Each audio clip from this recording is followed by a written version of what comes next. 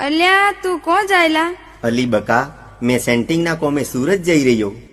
પણ તું પરદેશ જઈને મને ભૂલી તો ના જાય ને? નીલી, તારી પોહે મારો મોબાઈલ નંબર તો છે જ ને.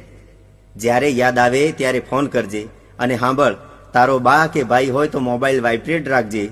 સારું બકા, બાય બાય. Bye bye.